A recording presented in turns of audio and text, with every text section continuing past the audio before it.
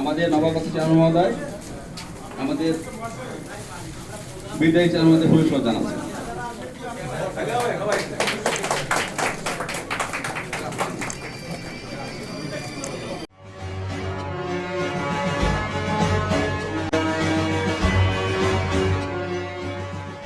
যশোর শিক্ষা বোর্ডের নতুন চেয়ারম্যান হিসেবে যোগদান করেছেন প্রফেসর ফারুক আজম মোহাম্মদ আব্দুস সালাম।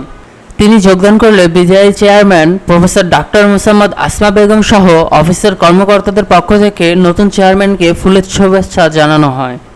এ সময় উপস্থিত ছিলেন বোর্ডের সচিব প্রফেসর এস.এম. মাহবুবুল ইসলাম, পরীক্ষা নিয়ন্ত্রক প্রফেসর ডাক্তার আব্দুল মতিন, উপপরিচালক রেজাউর রহমান, অডিট অফিসার খোরশেদ আলম, উপপরীক্ষা নিয়ন্ত্রক নিয়ামত এলাহি, সহকারী পরীক্ষা নিয়ন্ত্রক মাধ্যমিক কামাল হোসেন, উপপরীক্ষা নিয়ন্ত্রক ডকুমেন্ট মুজিবুল হক সহ কর্মকর্তা কর্মচারীবৃন্দ। ডেস্ক রিপোর্ট, দৈনিক যশোর।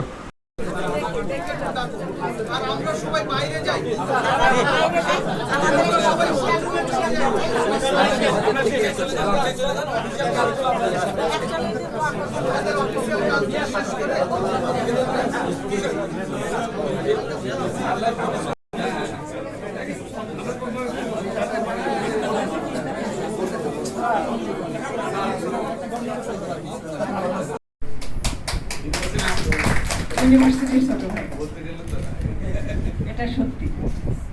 এবং তার সাথে ধারাবাহিকতা হলে আমরা পরপর 4 জন জাহাঙ্গীরনগরে, 5 জন, আমাকে দিয়ে 4 জন, 5 জন। তো আজকের এই অনুষ্ঠানে যারা এখানে উপস্থিত হয়েছেন, সভাপতি সহ অ্যাড্রেস করছি, আমাদের একটু ছোট করে অ্যাড্রেস করতে চাচ্ছি।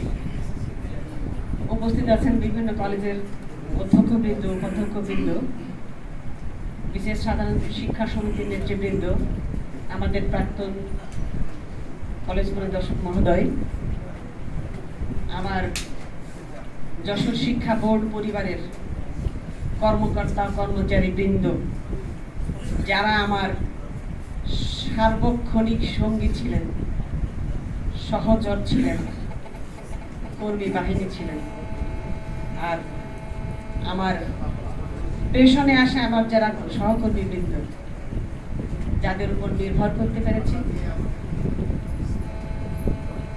যাদেরকে দাবি করতে পেরেছি, জোর করতে পেরেছি, সামনের দিকে অগ্রসর করতে পেরেছি। গতকালকে রাতে আমার এই কলেজের চেহারা দেখে আমার মনে হচ্ছিল যে তার সাথে আমি আর না কথা বলে বললাম যে বাসায় গিয়ে ঘুমাবো না। কেন বলছি কথাটি? আমাদের কর্মচারীর সংখ্যা প্রয়োজনের তুলনায় নিতান্তই অল্প, এবং এই 10 জন সহকর্মীকে এত বেশি পরিশ্রম দিতে হয়েছে, এত বেশি দিতে হচ্ছে।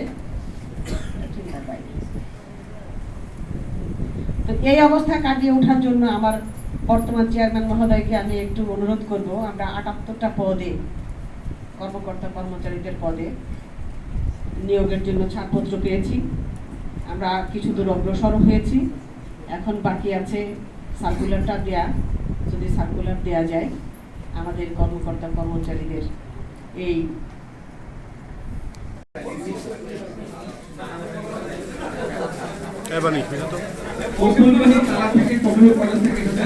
শিক্ষা মন্ডলী